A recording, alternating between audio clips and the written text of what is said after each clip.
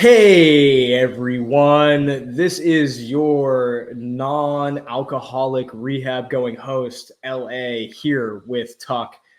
We are here going over the Carolina Hurricanes, their season preview for the 24-25 season. So, last year, 52-21-9, ridiculous record from Rod the Bod and his Canes team. That was good for 111 points, third in the league, second in the division. What were your thoughts on last season? More of the same from that team, man. Regular season goats, and then when it matters, they Shit the disappear. bed. Yep. I don't really know what more you can say with them. They put together a great team for what feels like, really since 2018-ish, I feel like they've been a Yeah. powerhouse in the regular season every year. They're usually the betting favorite going into the playoffs to either make it to the finals or win the whole thing, and then the wheels fall off the wagon every single year. And I just don't know. I don't know what the team needs to get through that hump. They have a good coach. We'll get into it. They've lost some guys for sure, but they still have a pretty solid core that's together on that team. And I don't know. It just feels like the definition of insanity is doing the same thing over and over again and expecting a different result. And it kind of seems like that's what this team's in right now. Obviously, they tried to switch it up Actually, I take that back because last year they finally went out and tried to make this big splash, and they went out and Yeah. got Gensel, and that still didn't work. So I don't know what more that they have to do to break through that final curtain, but I don't know, man. Yeah. So, as far as I hate this team. I'm so happy that they fucking suck every single year.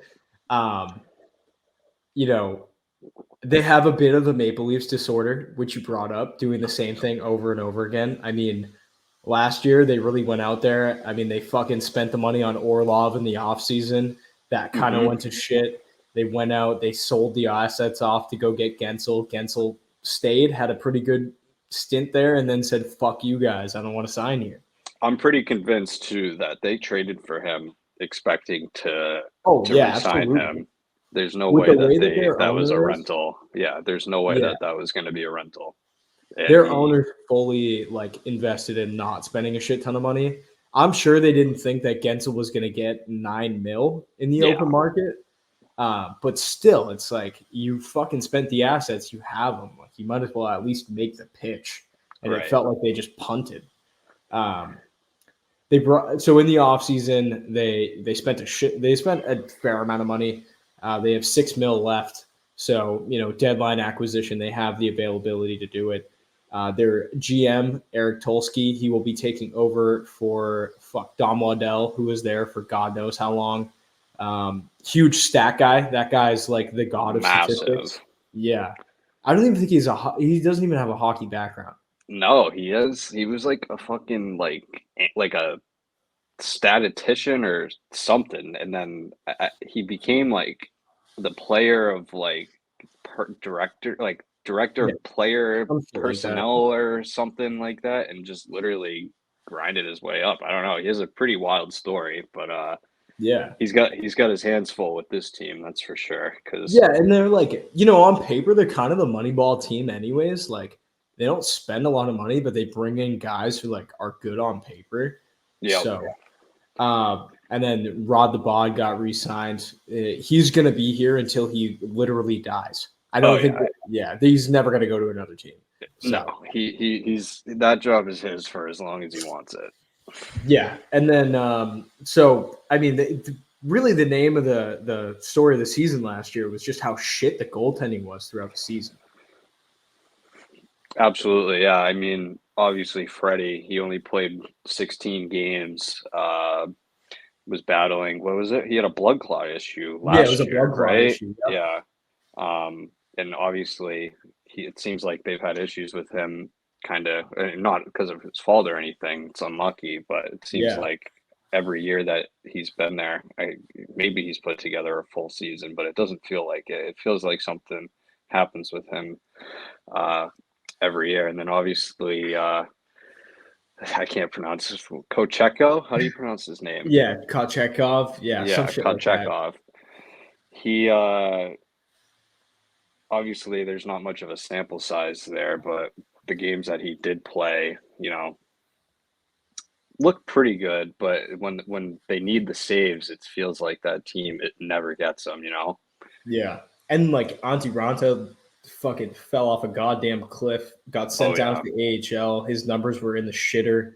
Fucking .872 save percentage. It was that's I don't even think he'll get a contract in the NHL last year based off his performance last year, and he's been around for a while. I'm looking at our stat sheet here. Kocheko I'm butchering this guy's name. I apologize. I know his first name's Peter, so I'm gonna just keep Yeah. calling him Peter. A 9.939 save percentage. God damn, I didn't realize that. That's I know pretty that's fucking astronomical. for 42 starts too. That's like I didn't realize it was that high. But like I Yeah. said, when they need the saves, it felt like they don't get them very often. Yeah, and then especially when you look at the playoff stats, like when Freddie took over in the net, fucking .895, disgusting display. And then same thing with Kochetkov. He dropped to a .880 in save percentage. Like, I mean, you can't win. Like, you can't expect to go far unless you have a good Yeah, performance in net. I mean, and um, they they're where am I looking at here? Want to talk about their outgoing and incoming? yeah, definitely. I'll do the outgoing first, just because it kind of sets the scene for Yeah, how many people are going out. So last season, Brady Shea's off to Nashville, Brett Pesce off to New Jersey, Turbo Teravainen off to Chicago for the reunion, uh, Stefan Nosen off to the Devils, Callahan Burke, some no-name motherfucker that nobody knows, off to Vegas. Tony D'Angelo, he's booting up the Trump podcast right now about to spew some shit. Unsigned free agent, Antti Ranta, unsigned free agent, and then Maxime Comtois, the Cumwad himself, off to come Europe, on. fucking sent off. Yeah, So I mean Shea and Pesci right there. I mean, man, pretty big holes in the lineup. that's their 1-2 pretty much right there. It felt like last year. So losing those guys in the same season, that's gonna be tough to fill those holes just because of how long they had been there too. Those guys had held it down there for a little bit for them. Yeah, So it's tough replacing two defensemen like that. I know that they brought in Sean Walker and Shane Gostisbehere to kind of fill those holes, and I think that those are really good players that they brought in. Those were pretty good signings that I give them credit for, especially Sean Walker. I think he's got a lot of potential to yeah, really blossom into a good defenseman. But um, I don't know, man. That's tough to lose those guys and Turbo and Nosen. Those are big losses too. Those yeah, those fringe second, third liners. yeah. Middle Um, six guys are really important to cup winning teams, and like, yeah, I mean, obviously, when Teravainen came into the league, he won a. I'm pretty sure he won a cup with the Hawks, right? yeah, At least yeah. He one of did. them. Yeah, Yeah, and then he got shipped off that offseason. I mean, he's shown a lot of promise his whole career, but he's never really found his place as like a superstar. So, I mean, that does suck that he never popped off while he was there. But you were like, as you said, like bringing in Gossesbear, who was already there. Um, I mean, he kind of like they just swapped out like Tony D'Angelo and Shane Gossesbear. Like they lost just him, brought D'Angelo back. Like they lost D'Angelo, brought Ghost in, lost D'Angelo again, just a bring revolving Ghost back door. in. Yeah. So who knows? They fucking trade him this year. They fucking bring him back in. Another signing that I'm a fan of actually. They actually this is friggin' Tulski doing his magic now that I'm looking through this sheet. Jack Roslovic, that's an interesting signing, I think. 2.8, thought maybe a little high, but now that I'm thinking about it, he showed, I thought personally at least, I know he didn't have the best stats, but when he was playing for the Rangers, he was kind of buzzing in those playoffs. It felt like it seemed Yeah. like he was one of their better players on some of those nights, especially in that Panther series when all their top guys disappeared. Yeah. Um, So I like that signing a lot, especially, with all these pieces that we mentioned that they lost. I think that'll be a good kind of that's a good plug to fill some depth Yeah. loss with. It kind of sucks that they don't have like a bona fide second line center. Like right now, they have fucking Kakaniemi. Kotkaniemi, and he's Yeah, not going to cut it. he is not good. And like Jordan Stahl's so fucking old, he can't play that role anymore. So it's Yeah. like Jack Drury placed in at that spot. So I mean, I don't really see them being able, like, they obviously don't have a second line center, so it's kind of hard. Honestly, for me, like, they re-signed Martin Eckes. I mean, that was a huge story going into the offseason. We all thought he was going to get traded. They end Yeah. up re-signing him 2 years, $6.25 million. Kind of, He's getting the bag after that deal's up. yeah, absolutely. And he already has said that he doesn't want to be here. Like, I don't think Rod's given him a fair shake as to where he wants to be in the lineup, especially for a guy that can play center. Like, you might as well just give him a shot as second line center and just see how he goes. Yeah, absolutely. Yeah, I mean, they could, like, it was kind of one of those things where, like, I would have loved for the Bruins to just trade for Neckis and then just not sign fucking Lindholm, but we don't have any assets.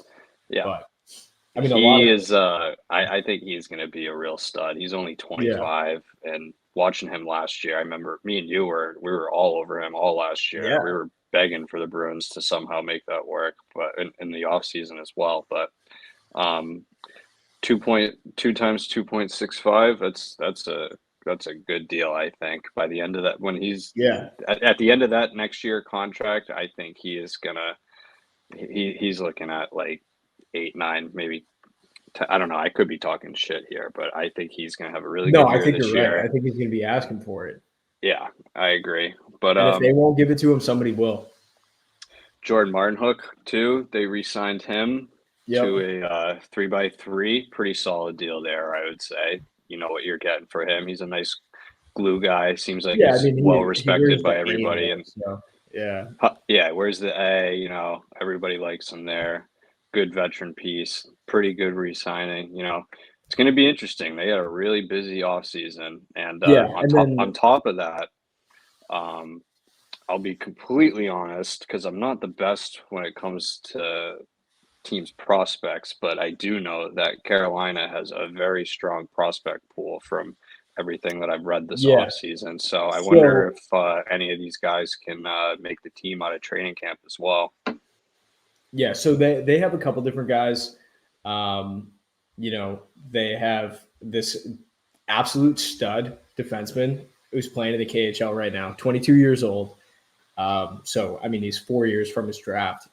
They're basically just waiting for his KHL deal to expire so Holy they can get shit. him He had over. 56 points last year in the K as Yeah, a dude, he's a defenseman. fucking stud. Oh my So he's goodness. gonna rip it up when they finally get him to come over here. It's just a matter of when that KHL deal's up. It's kind of like the Kaprizov situation where you're just waiting. Yeah. And then they have Bradley Nadeau, who was a stud last year for UMaine in Hockey East. 37 games played, 46 points.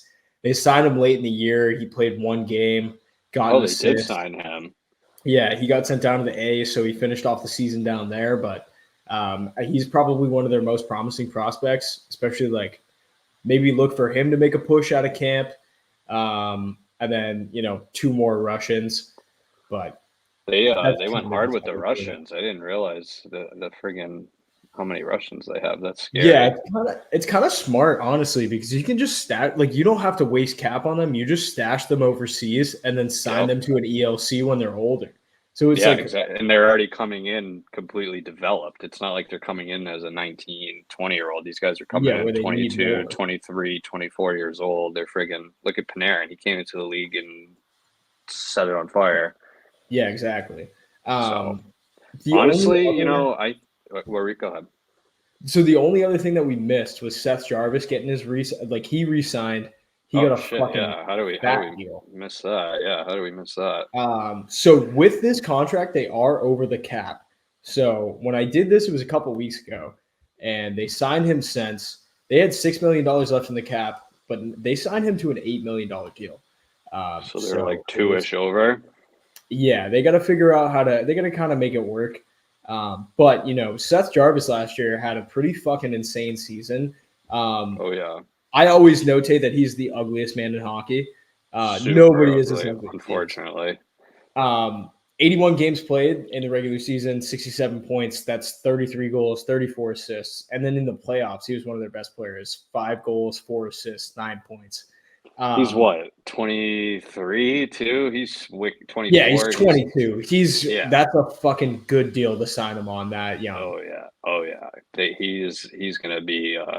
I have a feeling he'll be a lifelong king, and as long as he doesn't want to leave, I don't see them getting rid of him. Yeah, and then there's one more deal too. William Carrier. He was very important part of that Vegas Golden Knights team that won the cup 2 years ago. Sneaky good signing there. Yeah, 6 years, $2 million for a guy that you can just plug in and play.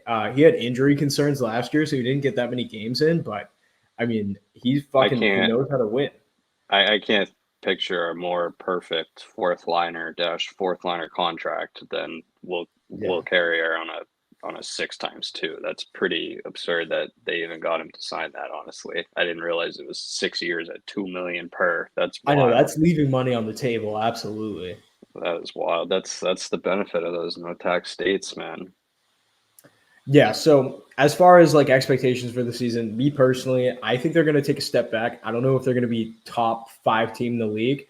I definitely have them making playoffs in the Metro just because of how weak it is. But I mean, obviously there's going to be a shit ton of turnover. Like they had a shit ton of turnover. Rod's going to have to figure out the line situation, how to fix this lineup essentially. So I don't have high expectations. I see them as the 3rd spot in the division and possibly being on the outs with a wild card spot if they're lucky.